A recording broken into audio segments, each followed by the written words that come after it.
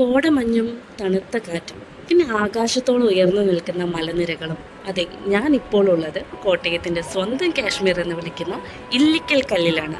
സമുദ്രനിരപ്പിൽ നിന്നും ഏകദേശം 4000 അടി മുകളിൽ മേഘങ്ങളെ തൊട്ടുരുമ്മി നിൽക്കുന്ന ഈ മലനിരകളെ നമുക്കിനി നേരിട്ടൊന്ന് കാണാം.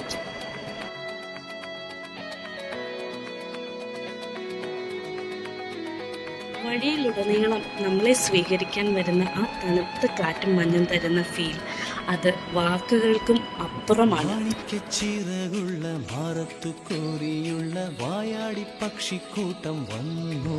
പെട്ടെന്ന് മഞ്ഞ് വന്ന് മൂടുകയും തൊട്ടടുത്ത നിമിഷം തന്നെ പ്രകൃതി വീണ്ടും തെളിഞ്ഞു വരുന്ന ഒരു കാലാവസ്ഥയാണ് നമുക്ക് ഇവിടെ കാണാൻ സാധിക്കുന്നത്.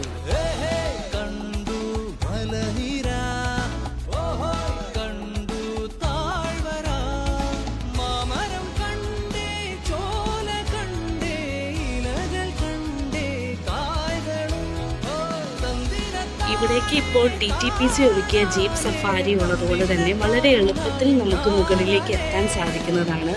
ഒരാൾക്ക് ഇവിടെ പാസ് കിട്ടുന്നത് 20 രൂപയും ജീപ്പ് സഫാരിക്ക് ഒരാൾക്ക് 39 രൂപയുമാണ് ഇവിടെ നമ്മൾ അടയ്ക്കേണ്ടത്. ഇവിടെ പ്രവേശന സമയമുണ്ട്. 8 മണിക്കാണ് ഇവിടെ പ്രവേശനം ആരംഭിക്കുന്നത്.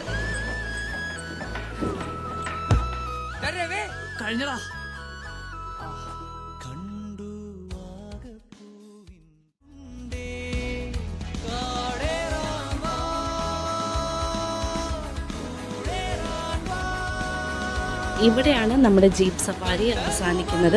ഇവിടെ നമ്മളെ അവർ ഡ്രോപ്പ് ചെയ്യും. ഇവിടെ നിന്ന് പിന്നീട് അങ്ങോട്ട് നമ്മൾ കാൽനടയായിട്ട് നടക്കണം. ഇതാണ് കാണുന്ന വഴി. അതിൻ്റെ മുകളിലായിട്ട് നിങ്ങൾക്ക് കാണാം ഹാൻഡ് റെയിൽ പിടിപ്പിച്ചിട്ടുള്ളൊരു ഭാഗം. അതിലൂടെയാണ് നമ്മൾ ഇല്ലിക്കൽ കല്ലിലേക്ക് കയറേണ്ടത്.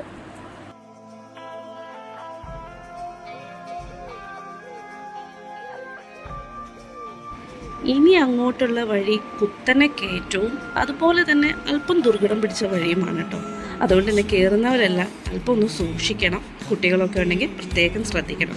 അതെല്ലാം കയറി കുറച്ചങ്ങ് ചെന്ന് കഴിയുമ്പോൾ ഒരു വ്യൂ പോയിൻ്റ് ഉണ്ട്.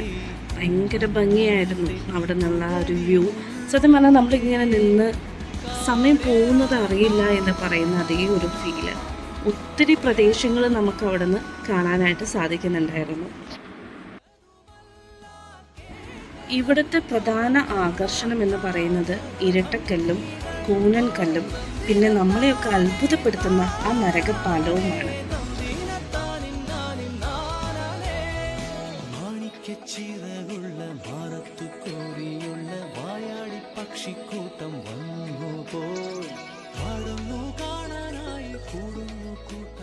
അങ്ങനെ ഇല്ലിക്കൽ കല്ലിനോട് ബൈ ബൈ പറഞ്ഞ് ഞങ്ങൾ തൊട്ടടുത്ത അതിലും മനോഹരമായിട്ടുള്ള മറ്റൊരു സ്ഥലത്തേക്ക് യാത്ര തുടർന്നു.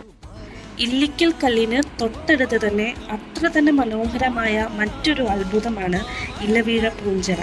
മലനിരകൾക്ക് നടുവിൽ മരങ്ങളില്ലാത്ത, അതുകൊണ്ട് തന്നെ ഇലകളൊന്നും വീഴാത്ത ആ താഴ്വര. ആ താഴ്വരയിൽ നിന്ന് ഞങ്ങൾ ഓഫ് റോഡ് എടുത്തു. ഒരു ജീപ്പ് സഫാരി. ഒരു ജീപ്പിന് 1000 രൂപയായിരുന്നു 8 പേർക്ക്. പക്ഷേ ഈ യാത്ര വളരെ വർത്തായിരുന്നു ഈ ഒരു തുകയ്ക്ക്. അവർ നമ്മളെ പല സ്പോട്ടുകളിലും ഞങ്ങളെ കൊണ്ടുപോയി. ആദ്യം തന്നെ പോയത് ഇലവീഴ പൂഞ്ചിറ തടാകം കാണുന്നതിന് വേണ്ടിയിട്ടാണ്. ആ തടാകം ഒരു ശുദ്ധജല സ്രോതസ്സാണ്.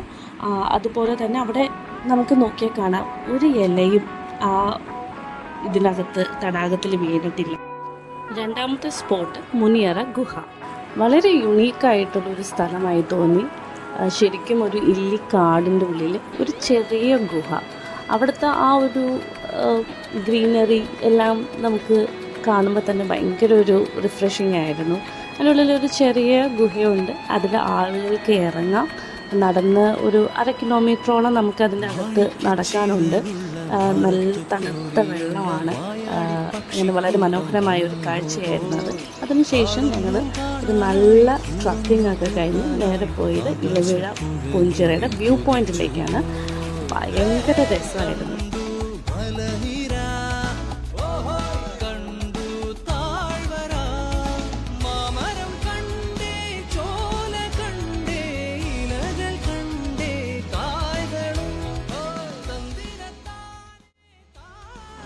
അവിടെ കയറി ചെന്ന് കഴിയുമ്പോൾ നമുക്ക് നിലവിലുള്ള നമ്മുടെ പോലീസ് സ്റ്റേഷനും കൂടാതെ പഴയ വയർലെസ് പോലീസ് സ്റ്റേഷനും നമ്മുടെ ഇലവിഴ പൂഞ്ചിറ ഫിലിമിൽ മെയിനായിട്ട് കാണിക്കുന്ന ഒരു സെറ്റാണത്.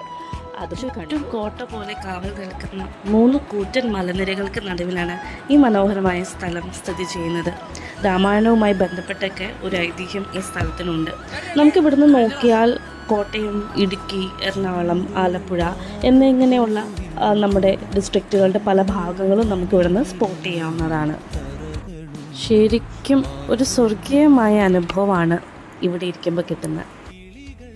പിന്നീട് വാഗമണിലുള്ള നമ്മുടെ പൈൻ ഫോറസ്റ്റ് ഭയങ്കര തിരക്കായിരുന്നു. അതുകൊണ്ട് തന്നെ ഇച്ചിരി സമാധാനക്കുറവ് ഫീൽ ചെയ്തു.